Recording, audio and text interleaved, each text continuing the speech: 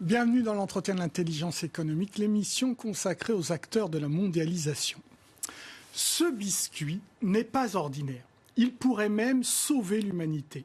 Sa spécificité, il est fabriqué à partir de vers de farine.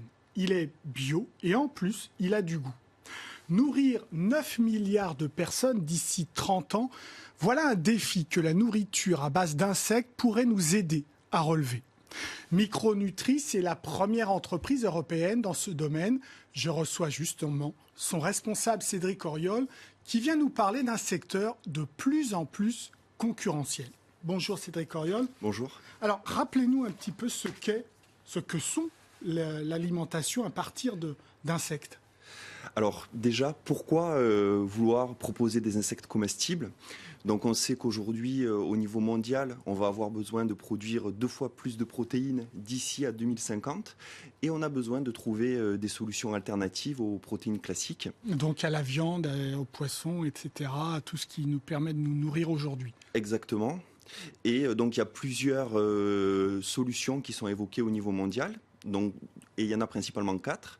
Donc il y a tous les travaux sur les protéines végétales. On parle aussi d'OGM, de viande de synthèse. Ouais. Et donc c'est des sujets qui sont un peu délicats. Et il y a aussi les insectes. Alors l'avantage des insectes, c'est que c'est une solution qui est connue, parce qu'il y a déjà 2 milliards d'êtres humains autour du monde qui mangent des insectes, et certainement quelques téléspectateurs de France 24.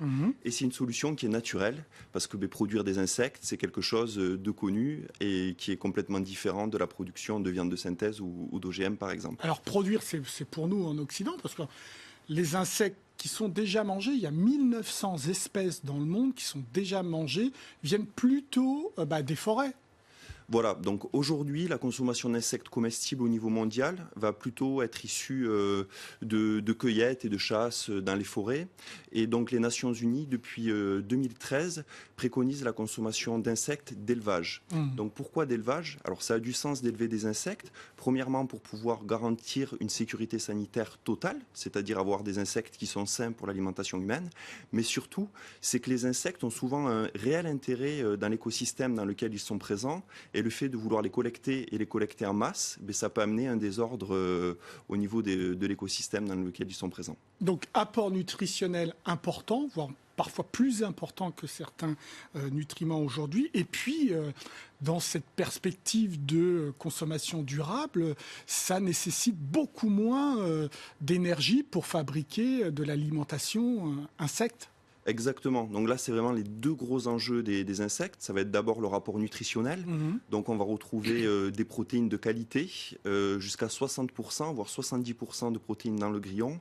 Et pour produire ces protéines, on va avoir besoin de beaucoup moins de ressources que pour produire de la viande classique. Alors il y a une raison biologique assez simple, c'est que les insectes, ce sont des animaux à sang froid. Alors ça veut dire qu'ils n'ont pas besoin de produire de chaleur et donc la majeure partie de la nourriture qu'ils vont ingérer, qu'ils vont manger, ils peuvent l'utiliser pour grandir. Et donc c'est même moins polluant.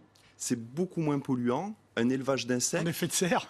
Un effet de serre, voilà. Donc un élevage d'insectes va rejeter 100 fois moins de gaz à effet de serre qu'un élevage de viande classique. Et ça répond à un véritable enjeu lorsqu'on sait que 19% des gaz à effet de serre émis au niveau mondial proviennent de la production de viande dite traditionnelle, conventionnelle. Alors, je vous le disais au début, 1900 espèces consommées dans le monde, dont des scarabées, 31%. Ça, c'est les Nations Unies qui le disent à travers un rapport de la FAO en 2014. Des chenilles, des abeilles, des guêpes, des fourmis, des sauterelles, des criquets, des grillons. Vous fabriquez quoi ? Alors nous, on fabrique uniquement 2 espèces d'insectes comestibles. Donc la première espèce, c'est le ver de farine. Donc c'est la larve d'un petit scarabée. Ce qu'il y a dans le biscuit, donc. C'est ce qu'il y a dans le biscuit, qui est réduit sous forme de poudre. Et la deuxième espèce, c'est le grillon. Alors on a décidé vraiment de se focaliser sur ces 2 espèces-là, parce que c'est celles qui offrent le meilleur compromis entre qualité nutritionnelle, faible impact sur l'environnement de leur élevage.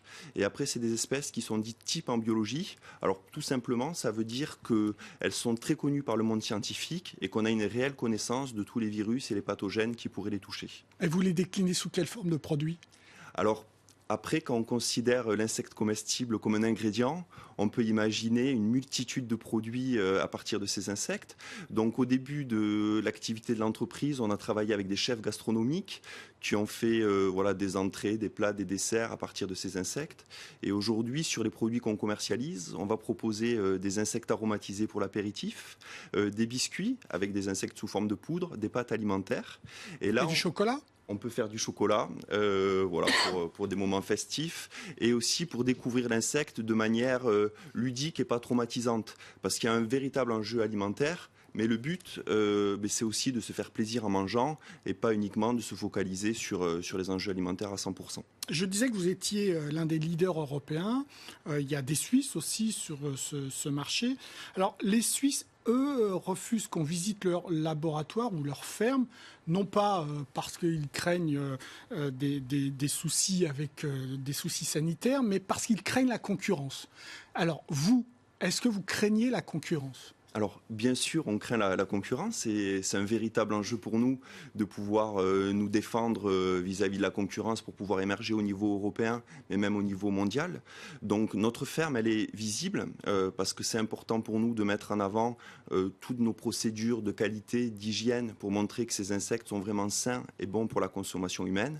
Bien sûr, on a certains éléments de notre savoir-faire qui restent confidentiels. Vous avez breveté, par exemple ? Alors nous, on a fait le choix de ne pas breveter notre savoir-faire, mais plutôt de le conserver en interne par le secret, parce que ce qui se passe quand on dépose un brevet, c'est qu'on rend d'une certaine manière public le savoir-faire et on n'est pas en capacité d'aller contrôler sur tous les continents ce qui va se faire dans les différents élevages d'insectes. Donc nous, on a fait le choix de protéger notre savoir-faire par le secret. Quels sont vos grands concurrents ? Alors, aujourd'hui, c'est un marché qui se structure, donc on a plutôt tendance à dire que les nouveaux entrants sérieux sur le marché vont pas être des concurrents directs, mais vont nous permettre de faire grossir ce marché pour qu'à terme, on puisse répartir des parts de marché. Aujourd'hui, malgré tout, la principale concurrence qu'on craint, ça va être les acteurs qui vont importer des insectes de filières qui sont moins contrôlées et moins tracées que la nôtre, et donc qui peuvent amener, alors pas forcément des risques sur le marché, mais qui peuvent amener des produits qui ont un intérêt nutritionnel et environnemental moindre que le nôtre et faire perdre un peu de crédibilité à ce marché émergent. Quelle région dans le monde ces acteurs susceptibles de venir vous concurrencer comme ça ?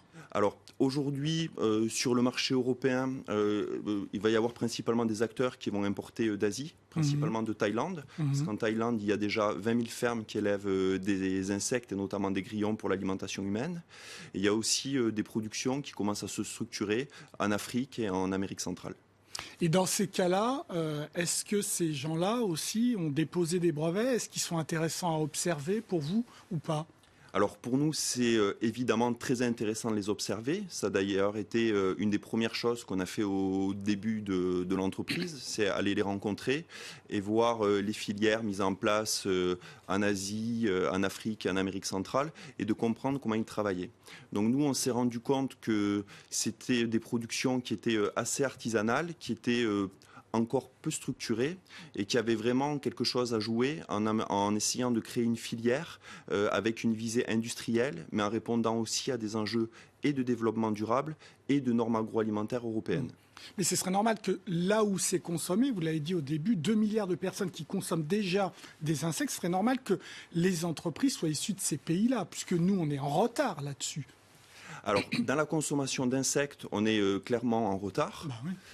Par contre, en termes de production agroalimentaire, de savoir-faire industriel, il y a un vrai savoir-faire qui existe en France avec des vraies filières qui permettent d'une part de s'approvisionner en ce qu'on appelle intrants, mais pour résumer, c'est l'alimentation des insectes, et ensuite dans la mise en place de ces filières qui, pour exister, ont besoin de passer du stade de la collecte ou de la production artisanale et familiale à l'ère industrielle pour qu'on ait des prix de revient qui soient compétitifs au niveau mondial. Aujourd'hui, vous êtes une start-up, vous existez depuis combien de temps ? Alors, on existe depuis 2011, donc ça fait environ 4 à 5 ans. Et votre objectif, c'est d'être une véritable industrie ? Alors clairement, nous on est en train de mettre en place cette filière au niveau européen. On a une ambition industrielle, donc aujourd'hui on va produire environ 1 tonne d'insectes par mois, mais dans des conditions de recherche et développement. Mais on a déjà pour ambition de passer à plus de 100 tonnes annuelles dès l'année prochaine pour répondre à un marché qui est de plus en plus important. Et c'est quoi votre marché ? Il n'est pas que domestique, je suppose, c'est pas que la France. Alors, c'est pas que la France, mais ça va être un marché où on va plutôt viser les pays qui traditionnellement ne consomment pas d'insectes, Oui. donc plutôt l'Occident, donc Europe occidentale, Amérique du Nord, et en adressant des marchés de niche, donc par exemple la nutrition sportive. Donc là, on est en train de développer une barre énergétique et on s'est rendu compte que notre poudre d'insectes correspondait très bien aux besoins du sportif. Et donc l'idée, ça va être de s'insérer sur ce marché de la nutrition sportive en Occident. Dernière question, la législation à l'export, elle est favorable ou pas? Vous pouvez exporter facilement aux États-Unis, au sein de l'Europe ou pas? Alors, la législation à l'export va vraiment dépendre des pays cibles dans lesquels on souhaite exporter, parce qu'on va être régi sous la réglementation du pays dit importateur. Alors, de manière générale, et ça c'est un des véritables avantages qu'on a à produire en France, c'est que la France est reconnue pour son savoir-faire en termes de production alimentaire. Et à partir du moment où on va présenter des documents issus de l'administration française, Les portes sont ouvertes. Les portes s'ouvrent beaucoup plus facilement. Merci Cédric Auriol pour cet éclairage. On va suivre évidemment l'évolution de ce secteur. Pour l'heure, l'entretien de l'intelligence économique est terminé, mais vous pouvez le retrouver sur france24.com. En attendant, restez avec nous car l'information continue sur France 24. Au revoir.